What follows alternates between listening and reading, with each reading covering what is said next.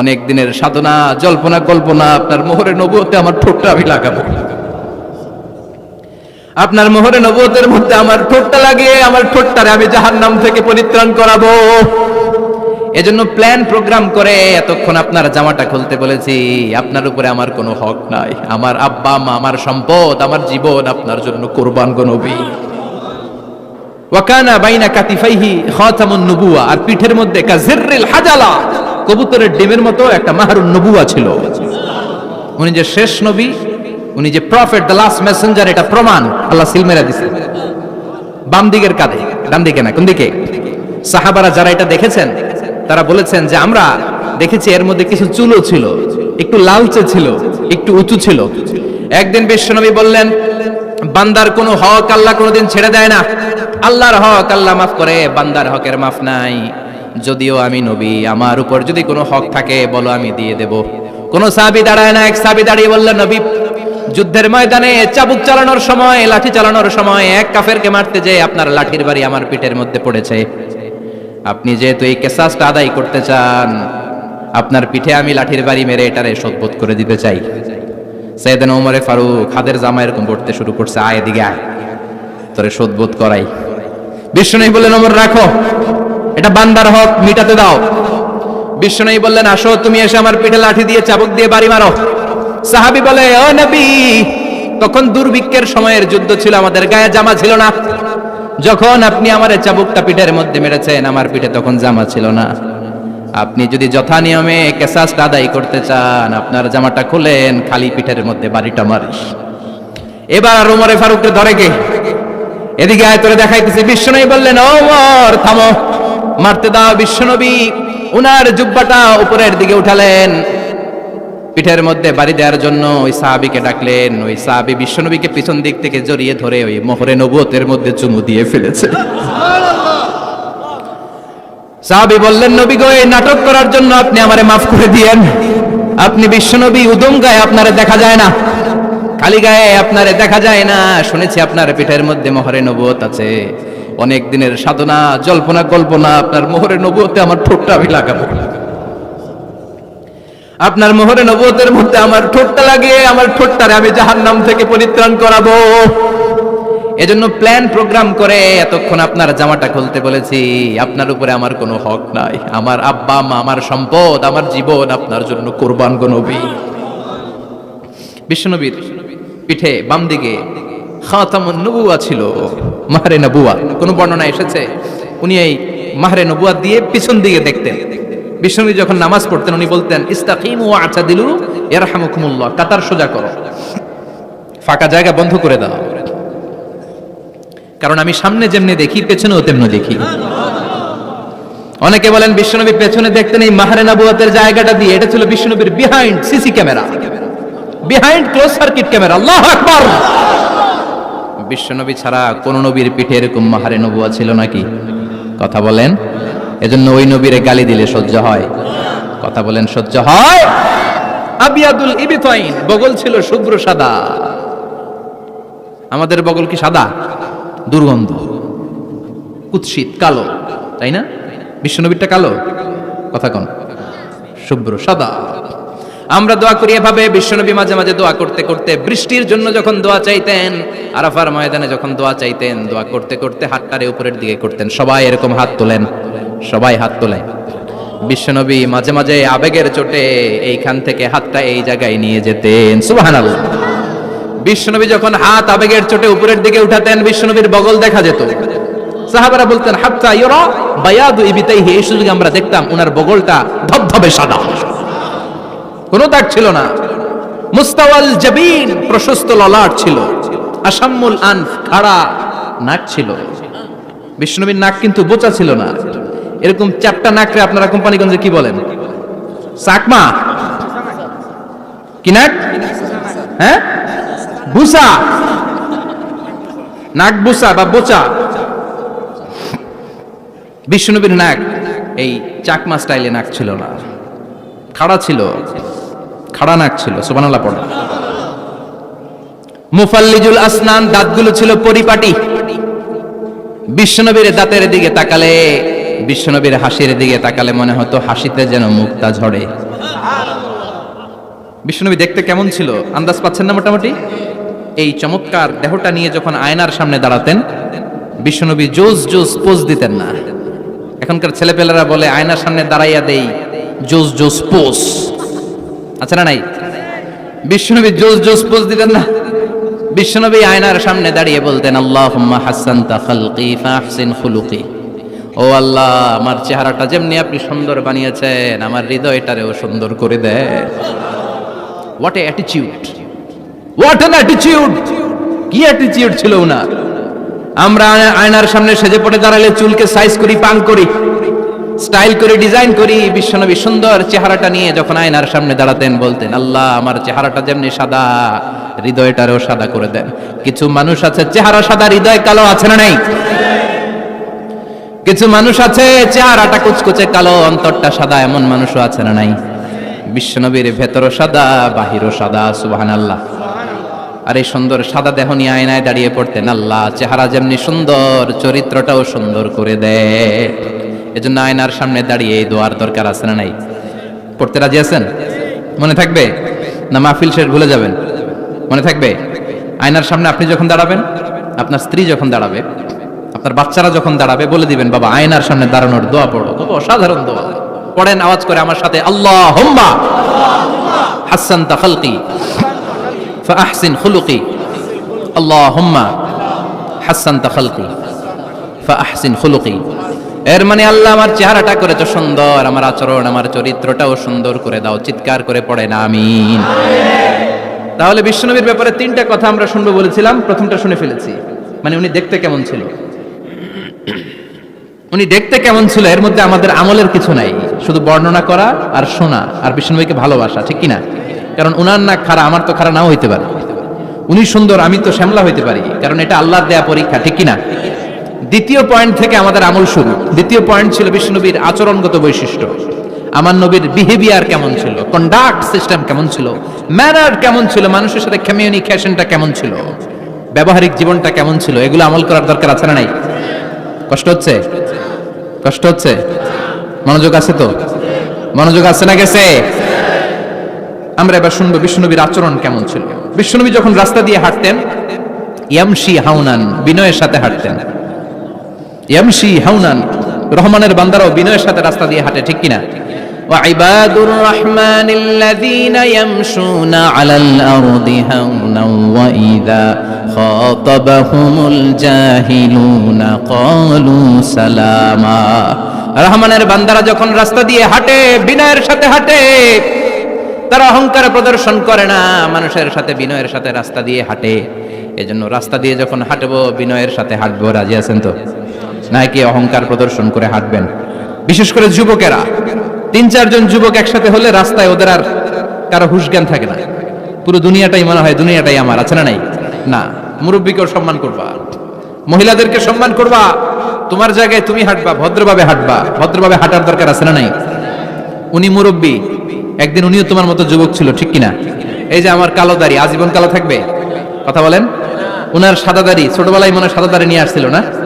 হ্যাঁ, উনিও একদিন তাগড়া যুবক ছিল, উনিও কোম্পানিগঞ্জ বাজারে দাঁড়ালে লোকজন তাকিয়ে থাকতো, ঠিক কিনা? তার মানে রং ধরা যৌবন জং ধরে শেষ। যৌবন সব সময় থাকে না, সার্টেন একটা পিরিয়ডের জন্য আল্লাহ দিয়েছে। এজন্য যুবক ভাইরা, তোমাদের রক্ত গরম, তোমাদেরকে বিনয়ী হতে হবে বেশি, ঠিক কিনা? রাজি আছো তো সবাই? বিশ্বনবী বিনয়ের সাথে হাঁটতেন। ওয়াকানা ইয়াতাবাসসাম, সবসময় মুচকি হাসতেন। কি করতেন? মুচকি হাসেন তো আপনারা?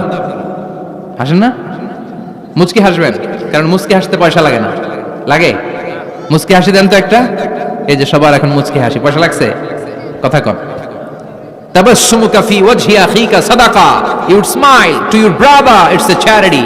তুমি তোমার ভাইয়ের দিকে তাকিয়ে যে মুচকি হাসবে, এত সদকা দেওয়ার সওয়াব হয়ে যাবে। বিশ্বনবী সব সময় মুচকি হাসতেন। হাসি 3 ধরনের, তাবাসসুম, দিহক, কাহকাহা। কাহকাহা মানে অট্ট হাসি, আলিফ লাইলার দত্তরা যেমন হাসি দেয়, ওই হাসি। এটা নামাজের মধ্যে কেউ দিলে নামাজও শেষ, ওযুও। আর দিহক, হালকা আওয়াজে হাসি, সামান্য দাঁত দেখা যায় মাঝে মাঝে। বিশ্বনবী মজা করে এরকম হাসি দিতেন, কিন্তু সব সময় বিশ্বনবীর ঠোঁটের মধ্যে মুচকি হাসি লেগেই থাকতো। তাহলে আমরা বিনয়ের সাথে হাঁটবো, নাম্বার 1। নাম্বার 2, সবসময় মুচকি হাসবো। রাজি আছেন? ঘরে যেই স্ত্রীকে একটা মুচকি হাসি দিবেন, আজকে রাতেই দিবেন, যেই একটা মুচকি হাসি। রাজি আছেন? হ্যাঁ, ভালোবাসা বাড়াই দিবে কে? কথা কয় না।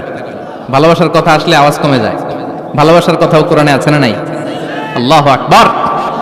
আল্লাহ দাম্পত্য জীবনের ভালোবাসা তুমি বাড়িয়ে দাও। ইদাল তাফাতা ইলতাফাতা জামিআন। এই দুই একজন ওঠা বসা করতেছে কেন? ওঠা বসা করা যাবে না, বসেন। আর অল্প কয়েক মিনিট কথা বলবো। এখানে তো অনেক বিশৃঙ্খল, আমি তো বলতেছি না কিছু, অনেক বিশৃঙ্খল হয়ে গেছে মাহফিলটা। ওঠা বসা করা যাবে না, বসেন। 2-4 মিনিট কথা বলে আমরা একসাথে বিদায় নিব। কারণ এই মাহফিলগুলোর একটা সৌন্দর্য আছে, আপনি ওঠা বসা করলে সৌন্দর্যটা নষ্ট হয়। আপনি কি মনে করছেন শুধু এই মিডিয়া কর্মীরাই ভিডিও করে, ফেরেশতাদের ভিডিও নাই? ওয়া কুল্লা শাইইন আহসাইনাহু ফি ইমামিম মুবিন। ফেরেশতাদের ভিডিও ক্যামেরার নাম ইমামুম মুবিন। সুবহানাল্লাহ পড়েন। এই ইমামুম মুবিন নামক ক্যামকর্ডার, এটা দিয়ে তারা রেকর্ড করে নিয়ে যায়। এজন্য ওঠা বসা করলে এটা সুন্দর লাগবে। কথা বলেন। আর উঠবেন কেউ? আর কয়েক মিনিট কথা বলবো, আমরা কেউ উঠবো না ইনশাআল্লাহ। পড়েন। ইদাল তাফাতা ইলতাফাতা জামিআন। বিশ্বনবীর যদি ডানে বায়ে কোথাও তাকানোর দরকার হতো, উনি আর চোখে তাকাতেন না। অনেকে এইভাবে বসে আছে, ডানে এমনে তাকায়, এমনে আছে না নাই? এইভাবে এমনে তাকায়, আছে না নাই? এইভাবে তাকানো যাবে না। বিশ্বনবী ডানে তাকানোর দরকার হলে ইলতাফাতা জামিআন, অ্যাবাউট টার্ন, ঘুরে যেতেন, ঘুরে এইভাবে তাকাতেন। আবার বায়ে তাকানোর দরকার হলে বুকটা নিয়ে, শরীরটা নিয়ে ঘুরে যেতেন, এইভাবে তাকাতেন। সুবহানাল্লাহ পড়বেন না? আর চোখে তাকানো কি ভালো স্বভাব? বিশ্বনবী ইদাল তাফাতা ইলতাফাতা জামিআন, যেদিকে তাকাবেন ওদিকে ফুল্লি মনোনিবেশ করতেন, তারপরে তাকাতেন। সুবহানাল্লাহ পড়েন। ওয়া কানা মুস্তাহিয়ান, লাজুক ছিলেন, বেশ লাজুক। এখন সমাজে লাজুকতা নাই, লাজ শরম আমরা হারাতে বসেছি, ঠিক কিনা? বিশ্বনবী আসাদ্দু হায়াআন মিনাল আযরা ফি খিদরিহা, যেই মেয়েদের বিয়ে হয় নাই, এমন ভার্জিন নারী, কুমারী নারী যারা পর্দার ভেতরে অনেক লাজুক হয়ে বসে থাকে, বিশ্বনবী পর্দার আড়ালের ওই কুমারী নারীদের চাইতেও বেশি লাজুক ছিলেন। এত লাজুক ছিলেন, এত লাজুক ছিলেন, লজ্জা পেলে চেহারাটা বিশ্বনবী লাল হয়ে যেত। ছোট্টবেলায় হালিমাতুস সাদিয়ার বাড়িতে যখন দুধ খেতে গিয়েছিলেন, বিশ্বনবীর দুধমা হালিমাতুস সাদিয়া বলে, এই কুরাইশি মুহাম্মদ ছেলেটাকে কখনো কাঁদতে দেখি নাই। ক্ষুধা লাগলেও কাঁদে না, ব্যথা পেলেও কাঁদে না, শুধু লজ্জাস্থানের জায়গা থেকে কাপড়টা একটু সরে গেলে ছোট্ট মুহাম্মদ চিৎকার দিয়ে ওঠে। কি বুঝে সে? ক্ষুধা লাগলেও কাঁদতো না, ব্যথা পেলেও কাঁদতো না, লজ্জাস্থানের জায়গা থেকে কাপড় সরে গেলে বিশ্বনবী চিৎকার দিয়ে উঠতেন। সুবহানাল্লাহ পড়ে। এজন্য লজ্জা শরমের দরকার আছে না নাই? ইযা লাম তাস্তাহি ফাসনা মা শিতা। যদি লজ্জা শরম না থাকে, যা মন চাই তাই করতে পারো। এটা আমাদের বাংলাদেশে ব্যাপক।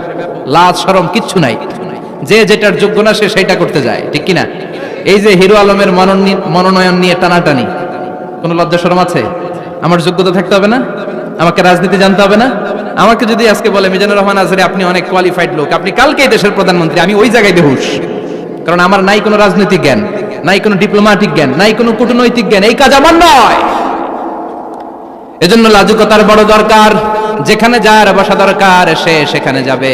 কিয়ামতের আগে যেই লোক যেই চেয়ারে বসার দরকার ওই লোক ওই চেয়ারে বসবে না। এটা হলো কিয়ামতের আলামত। জোরে কোন ঠিক কিনা? সভাপতি হওয়ার যোগ্যতা নাই, সভাপতি হয়, আছে না নাই? সেক্রেটারি হওয়ার যোগ্যতা নাই, সেক্রেটারি হয়, এরকম সমাজে আছে না নাই? নেতা হওয়ার যোগ্যতা নাই, নেতা হয়, আছে না নাই? সবগুলো কিয়ামতের আলামত। আমার বিশ্বনবী এমন লাজুক ছিলেন, বিশ্বনবীর মতো এমন লাজুক নবী আর কেউ ছিল নাকি? কথা বলেন। ওয়া কানা আসহাবুল মাইমানা, বিশ্বনবী ডানপন্থী ছিলেন। কি পন্থী? কি পন্থী? মুষ্টিবদ্ধ ডান হাতটাকে এরকম উপরের দিকে করেন আর চিৎকার করে বলেন, বিশ্বনবী কোন পন্থী ছিল? আমরা কোন পন্থী? জান্নাতে কারা ঢুকবে? কোন বামপন্থীর স্থান জান্নাতের ভেতরে হবে? চিৎকার করে বলেন, কোন নাস্তিক জান্নাতে ঢুকতে পারবে? এজন্য নবীদের মতো ডানপন্থী হতে হবে। যেরকম ঠিক কিনা? বিশ্বনবী সব ভালো কাজগুলো ডান দিক দিয়ে করতে পছন্দ করতেন। জামা পরলে ডান দিক দিয়ে, খাবার বিতরণ করলে ডান দিক দিয়ে, মুসাফা করা শুরু করলে ডান দিক দিয়ে, ডান দিক দিয়ে ভালো কাজ বিশ্বনবী পছন্দ করতেন। সুবহানাল্লাহ পড়েন। আসহাবুল মাইমানা, বিশ্বনবী মেহমানদারি করতে পছন্দ করতেন। আমরা করি তো? মেহমানদারি করান? মেহমান ঘরে আসলে ভালো লাগে? খারাপ লাগে কার কার? দেখি সবার ভালো লাগে, কিন্তু আমরা অনেকে খুশি হই না। মেহমান আসলে নাখোশ হই, নিজেই খাইতে পাই না। মেহমান আইছে কে? খাওয়ামু করতে, খাওয়ান নাই। যেন ও খাওন বানাইছে। খাওন পাঠায় কে? রিজিক দেয় কে? গোটা বিশ্বের সবাই মিলে আমরা একটা চাল বানাতে পারবো নাকি? ওমিয়া চাইনিজ চাউল না, চাইনিজ ডিম না, ওগুলো সবাই পারে, ঠিক কিনা? আল্লাহর বানানো ন্যাচারাল চাল, গাছের মধ্যে হওয়া যেই চাল, ধান আল্লাহ তৈরি করেছে, এরকম ধান, এরকম একটা পেয়ারা, এরকম ছোট্ট একটা কমলার টুকরা গোটা বিশ্বের সবাই মিলে বানাতে পারে নাকি? এজন্য রিজিকের মালিক কে? মেহমান আপনার রিজিকে ভাগ বসাতে আসে না, সে তো তার রিজিক নিয়ে আসে, সে আরো এসে আপনার রিজিকে বরকত ঢুকিয়ে দিয়ে যায়। চিল্লা এখন ঠিক কিনা? কারণ আমরা বরকতে বিশ্বাসী। বরকত বিশ্বাস করেন? 5 লাখ টাকা মাসে কামায়, ডাইন হাতে বা হাতে, আছে না নাই? হালাল হারাম ইচ্ছা মতো কামায়, মাস শেষে কিচ্ছু থাকে না, এরকম ডাকাইত আছে না নাই? হসপিটালের একটা বিল পরিশোধ করতে 3 লাখ চলে যায়, ঋণের বোঝায় জর্জরিত, রাতে ঘুম নাই, তার মানে বরকত নাই। আরেকজনের বেতন 20,000, কয় হাজার? বাড়ি ভাড়া 6,000, বাজার খরচ 6,000, ছেলে মেয়ের স্কুলের বেতন 6,000, বেড়ায় দান করে আরো 1,000, আরো থাকে। সুবহানাল্লাহ পড়েন। দিস ইজ কল্ড বারাকা। 20,000-এর বেতনের ভেতরে বারাকা ছিল। 5 লক্ষ ইনকাম, 1 টাকাও নাই, ঠিক কিনা? এজন্য কোটি টাকার মালিক দেখলে মনে করবেন না অনেক সুখ। এই দুনিয়ার জীবনটা ধোঁকা, মোহাচ্ছন্ন হয়ে আছি আমরা, এটা ধোঁকা, এটা মরিচিকা, এটা চাকচিক্যময় একটা জায়গা। মৃত্যুর পর মনে হবে একটা দুঃস্বপ্ন ঘটেছিল আমার, বিশাল এক জগৎ পড়ে আছে সামনে। দুনিয়াটাই ধোঁকা, দুনিয়াটাই মোহের জায়গা, আমরা সবাই মোহাচ্ছন্ন হয়ে আছি। দুনিয়ার উদাহরণ হলো 3টা লাশ আর 4টা স্বর্ণের টুকরার সমান। 3 জন যুবক কাজের জন্য বেরিয়েছে, পথিমধ্যে 4টা স্বর্ণের টুকরা পেয়েছে। যুবক কয়টা? স্বর্ণ পাইছে কয়টা?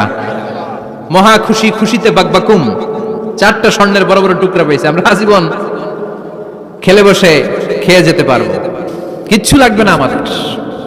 3 বন্ধু বলে ভাগ করি, আরেকজন বলে ক্ষুধা লাগছে।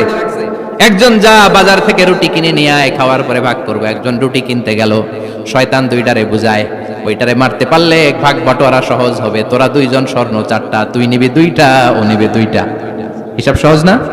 2 বন্ধু প্ল্যান করছে, ওইটারে মাইরা তুই 2টা, আমি 2টা। যেটা রুটি আনতে গেছে প্ল্যান করেছে, রুটির মধ্যে বিষ মিশায় নেই। কি মিশাবো? বিষ। তাহলে বিষ খাওয়া রুটি খেয়ে ওই 2টা শেষ, সব পাবে আমি পাবো, ভাগাভাগির কিছু নাই, সব যাবে আমার কাছে। 4টা স্বর্ণের টুকরার মালিক আমি। রুটির মধ্যে বিষ মেখে নিয়ে এসেছে, ওই 2 বন্ধু প্ল্যান অনুযায়ী ওইটারে ধরে মেরে ফেলছে। এবার মহা খুশি। এক বন্ধু কয়, এবার তো ভাগ বটরার কিছু নাই, তুই 2টা, আমি 2টা, আগে খাইয়া লইস। আগে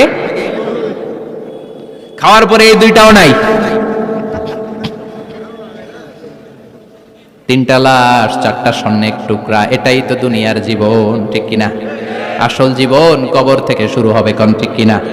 একদিন মাটির ভেতরে হবে ঘরে মন আমার, কেন বাঁধো দালান ঘরে মন আমার, কেন বাঁধো দালান ঘর, ঠিক কিনা? দুনিয়ার জীবন আসল জীবন না, এটা মরিচিকা, এটা ধোঁকা, এটা মোহ, এটা শয়তানের চাকচিক্য। আসল জীবন কবরের জীবন, আসল জীবন সামনে পড়ে আছে, এজন্য বরকতে বিশ্বাস করি আমরা, ঠিক কিনা? ল্যান্ড ক্রুজার দাপিয়ে বেড়ায়, বড় বড় টাওয়ারের মালিক, অনেক সম্পদের মালিক। এটা দেখেই মনে করবেন না অনেক সুখে আছে, ঘরে যেয়ে দেখেন কোনো সুখ নাই, ঠিক কিনা? সাধারণত টাকা যার বেশি দুঃখ তার বেশি, টাকা যার কম সুখ তার বেশি।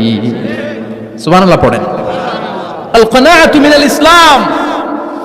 এজন্য আমার শ্রমিক ভাইয়েরা, আপনাদের 1 পা জান্নাতে এমনি ঢুকে আছে। নামাজ পড়বেন, মা বাবার খেদমত করবেন, ইসলামের নিয়মগুলো মানবেন, 2য় পাটাও জান্নাতে ঢুকায় দিবে কে? আর যারা কোটি কোটি টাকার পাহাড় বানিয়েছে, ওদের হিসাবের ফিরিস্তি অনেক বড়। বিশাল বাড়ির মালিক, ল্যান্ড ক্রুজার চালায়, সাবরোলেট চালায়, পোরশে, ফারারে, ল্যাম্বরগিনি চালায়, আছে না নাই?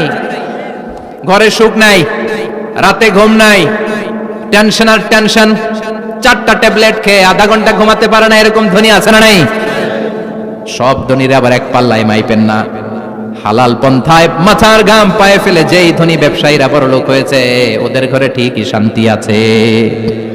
তার মানে টাকা যার বেশি, অসুখ তার বেশি, কিচ্ছু খেতে পারে না। দেখবেন ধনীদের খাবারের ডায়েটে থাকে ভেজিটেবলস আইটেম, ঠিক কিনা?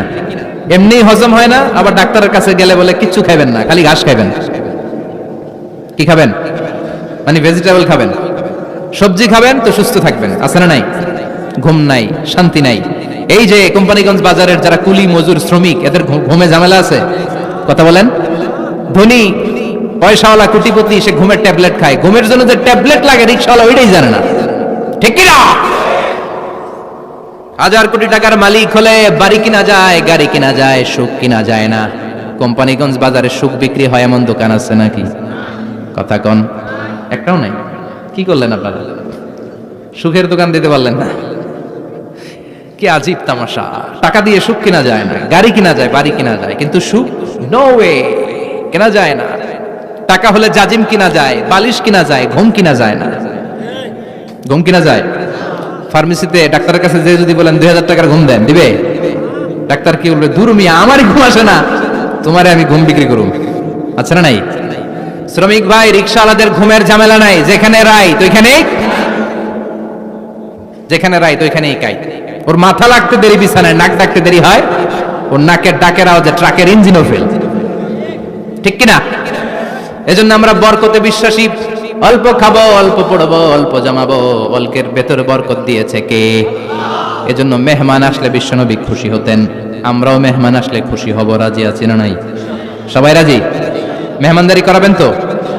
এরপরে বিশ্বনবী ইনসাফ করতেন। কি করতেন? ইনসাফ করতেন। বিচার করার সময় বিশ্বনবী ইনসাফ করতেন। গোটা বিশ্বকে ইনসাফ শিখিয়েছেন বিশ্বনবী। আমাদের দেশেও তো ইনসাফ হয় না? হাইকোর্টে, সুপ্রিম কোর্টে, গ্রাম্য সালিশে আছে, আছে। আহা, আহকামুল হাকিমিনের দরবারে সবগুলো বিচার আবার বসবে। চিল্লায় বলেন ঠিক কিনা? অমিয়া দুনিয়াতে বিচারপতি বিচারের রায় দেয়, ওই বিচারপতিরও বিচার আছে না নাই? সবচেয়ে বড় বিচারপতির নাম কি? বিশ্বনবী ইনসাফ করে গোটা বিশ্বকে দেখিয়ে গেলেন কেমন করে বিচার করতে হয়। বিশ্বনবীর কাছে কখনো বিচার আসলে বিশ্বনবী দুই পক্ষের কথা শুনে রায় দিতেন। পড়েন সুবহানাল্লাহ। সব সময় দুই পক্ষের কথা শুনে রায়। এখন কি দুই পক্ষকে সমান প্রিভিলেজ দেয়া হয়? কথা বলেন। কারণ কোরআন দিয়ে বিচার হয় না। কোরআন দিয়ে বিচার হোক আমরা চাই কি চাই না? আমার সংসদ ভবনের ভেতরে কোরআনের আইন দিয়ে সংসদ ভবন কায়েম হোক আমরা চাই কি চাই না? সেনাবাহিনীর ভেতরে দরবার হলগুলোতে যখন আলোচনা বসে কোরআন মাঝখানে থাকবে। চিল্লায় বলেন ঠিক কিনা? দেশের সবগুলো ক্যান্টনমেন্টের ভেতরে কোরআন থাকার দরকার আছে না নাই? সবগুলো আদালতের ভেতরে কোরআন থাকার দরকার আছে না নাই? কোরআনের আইন অনুযায়ী আমার দেশের সব নিয়ম কানুন চলবে আমরা চাই কি চাই না? এই কোরআনের আইনের বিরুদ্ধে যদি কোনো আইন পাশ করা হয় আমরা ওই আইনের বিরুদ্ধে চিৎকার করে বলেন ঠিক কিনা? আমরা এই কোরআনের জন্য সব বাজি রাখতে রাজি আছি, আমরা জীবন বাজি রাখতে রাজি আছি, আমরা দেহের তাজা রক্ত বিলিয়ে দিতে রাজি আছি। যারা বলেন ঠিক কিনা? কোরআনের জন্য কে কে ময়দানে থাকতে রাজি আছেন? হাত উঁচু করে আল্লাহর দেখা।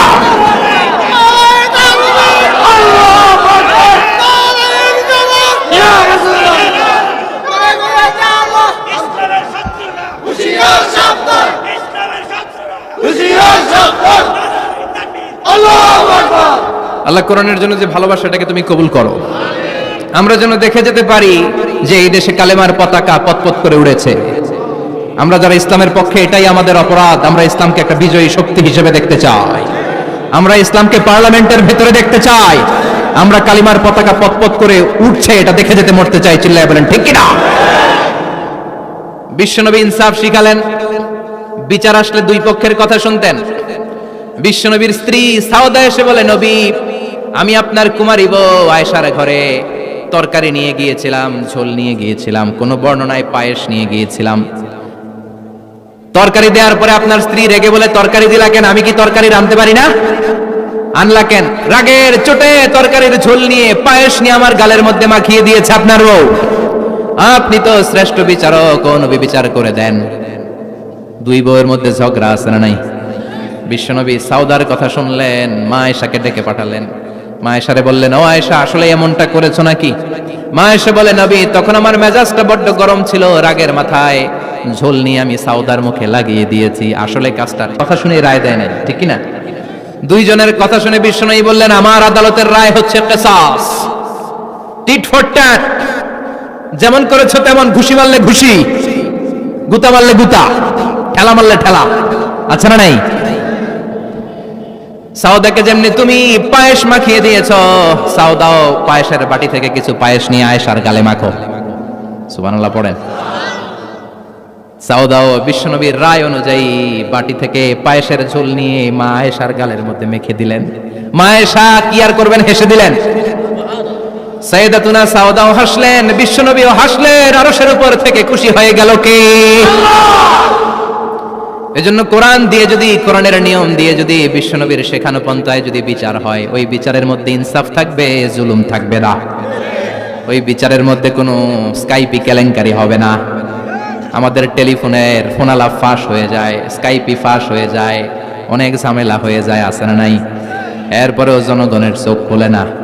আল্লাহ তুমি চোখ খোলার তৌফিক দাও, সহি সমঝ দান করো, পড়ে না আমিন। বিশ্বনবী ইনসাফ করতেন। বনু মাখজুমিয়া গোত্রের এক মহিলা চুরিতে ধরা পড়ল। কিসে ধরা পড়ল? কথা বলেন। চুরিতে। চুরি করলে নিয়ম কি? লাউ চুরি করলে, আম চুরি করলে, কলা চুরি করলে হাত কাটা যাবে না, এটা বড় চুরি। সুবহানাল্লাহ। ওমরে ফারুক বলেছেন, দুর্ভিক্ষের বছরে কেউ যদি চুরি করে তার হাত কেটে দেয়া যাবে না, কারণ এটা অভাবের চুরি, এটা স্বভাবের চুরি না। ঠিক কিনা? ঘরে খাবার নাই, পেটে দানা পানি নাই, লাউ চুরি করছে, মুরগি চুরি করছে, এই চোরের হাত কেটে দিও না, কারণ সে ক্ষুধার্ত, পেটে খাবার আছে, গায়ে জামা আছে, সমাজে সম্মান আছে, তারপরেও পুরো দেশটা খেয়ে ফেলতেছে, এরকম ডাকাত আছে না নাই?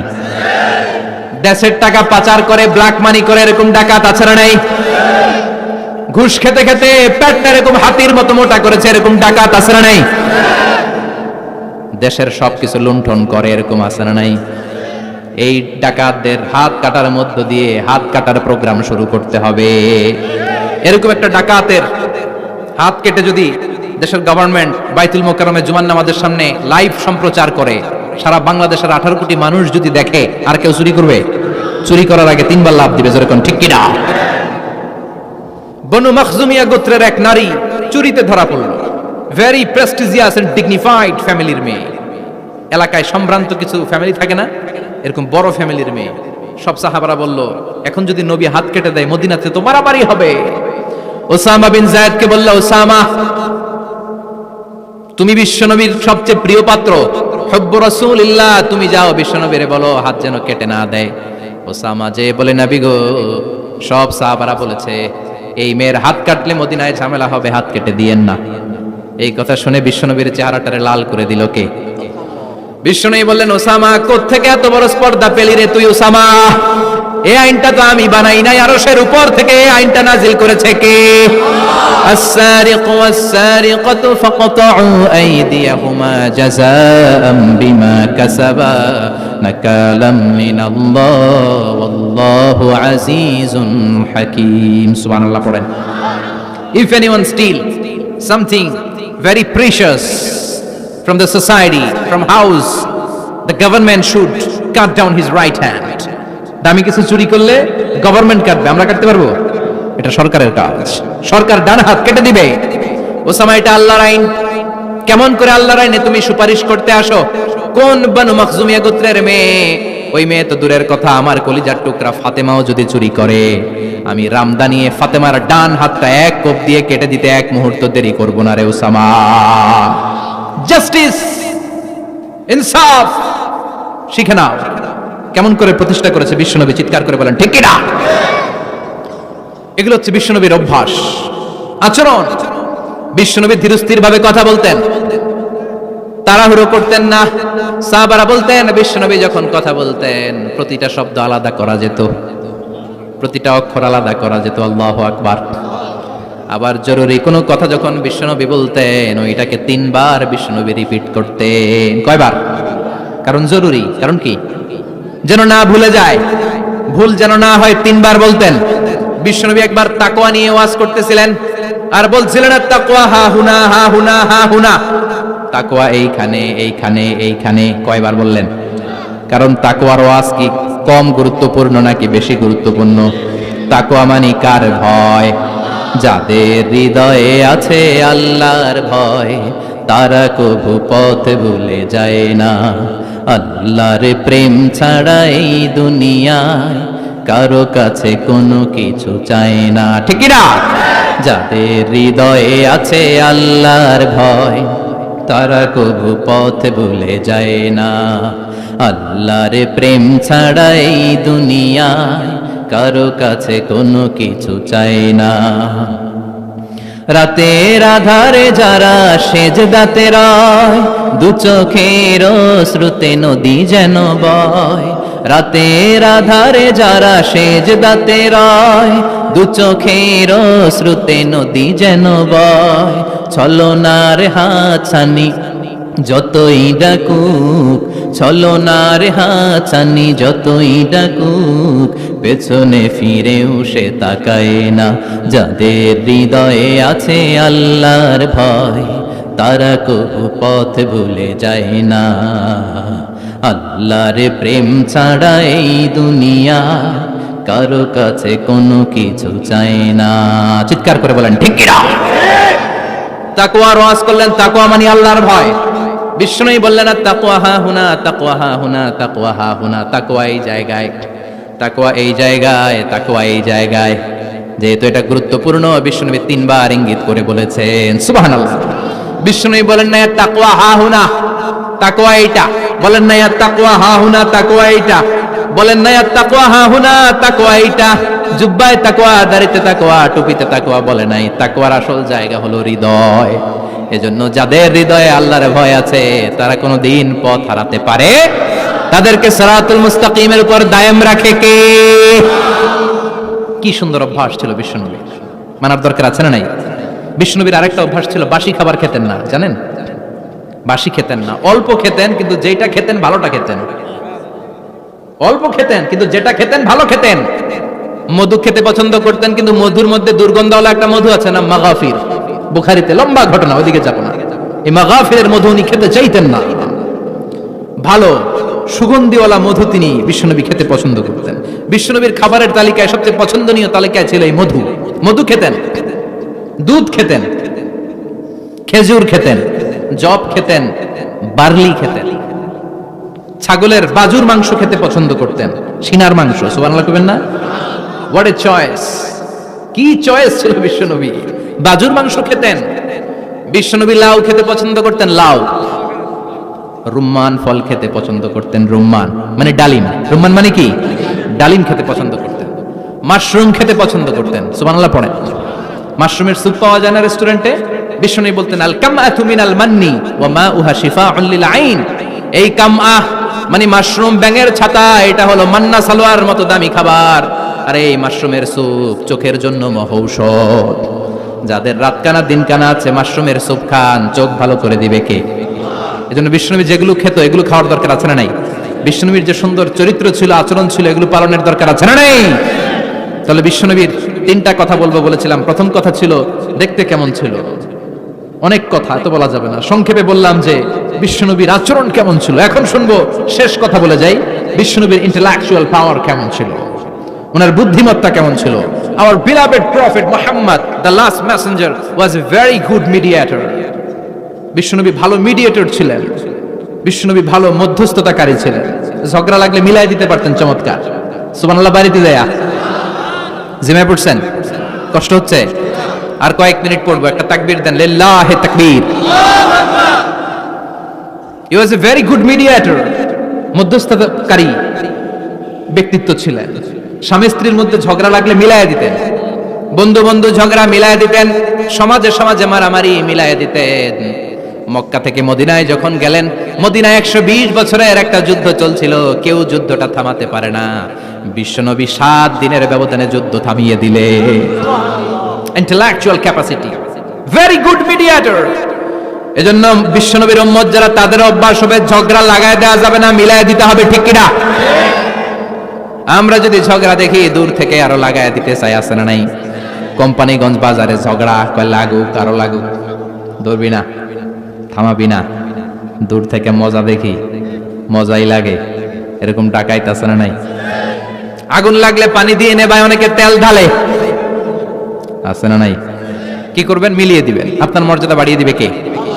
বিশ্বনবী ভেরি গুড মিডিয়েটর ছিলেন। বিশ্বনবী লজিক্যাল এবং রেশনাল ছিলেন, বুদ্ধিমত্তাকে কাজে লাগাতেন। এক সাহাবী এসে বলে, নবী ইযান লি বিজিনা, আমারে জিনার অনুমতি দেন। কিসের অনুমতি? কার কাছে অনুমতি চাইলো? অন্যান্য সাহাবারা এই যুবক ছেলেটাকে ধমকাতে লাগলো, বসো, এই মিয়া বসো, বিশ্বনবীর কাছে কি কথা বলে এগুলা? ওই যুবক বসে রইল, বিশ্বনবী কাজ সারলেন, এরপর বললেন আইনাস শাবাব, ওই যুবকটা কোথায়, এদিকে আসো, কি চাইছো বলো। কয় বিশ্বনবী আপনি আমারে জিনা করার অনুমতি দেন। বিশ্বনবী যুবকটারে কাছে ডেকে আনলেন, বললেন ও যুবক, তোমার ঘরে বোন আছে কিনা? কয় আছে। তোমার বোনের সাথে কোনো পুরুষ জিনা করুক তোমার কেমন লাগবে? সে বলে আমি এই পুরুষটারে হত্যা করব। হত্যা করবা? ওকে, ডান। তোমার ঘরে মা আছে কিনা? আছে। তোমার মায়ের সাথে পর পুরুষ জিনা করবে কেমন লাগবে? কয় আমি সাইজ করবো ওরে। তোমার ঘরে স্ত্রী আছে কিনা? আছে। তোমার স্ত্রীর সাথে যদি কেউ জিনা করে কেমন লাগবে? বলে আমি তারে ছাড়বো না। বিষ্ণু বললেন তাহলে যেই মহিলার সাথে তুমি জিনা করবা সেও তো কারো বোন, সেও তো কারো স্ত্রী, সেও তো কারো মা, ঠিক কিনা? সুবহানাল্লাহ, হোয়াট অ্যান ইন্টেলেকচুয়াল ক্যাপাসিটি। যুবক বলে তাই তো, এভাবে তো ভাবি নাই।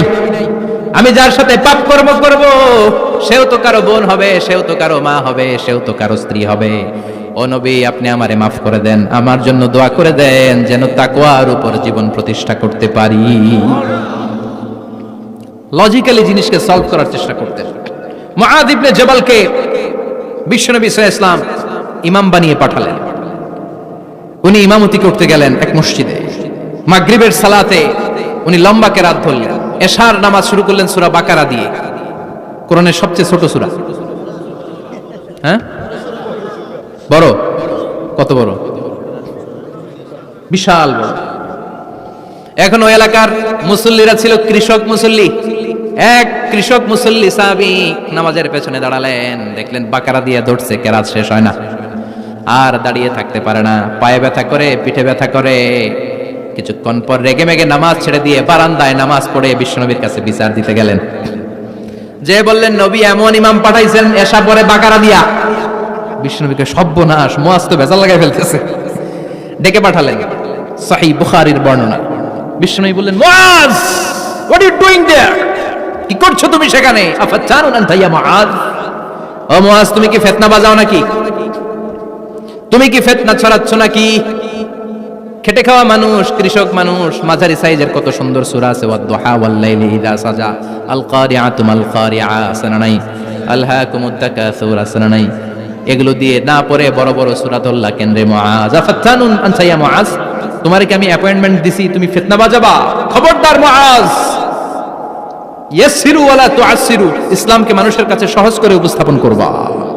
বাশশিরু ওয়ালা তুনাফিরু, ইসলামকে এমন ভাবে উপস্থাপন করবা না যে তোমার কথা শুনে মানুষ দিন থেকে ভেগে ভেগে যায়।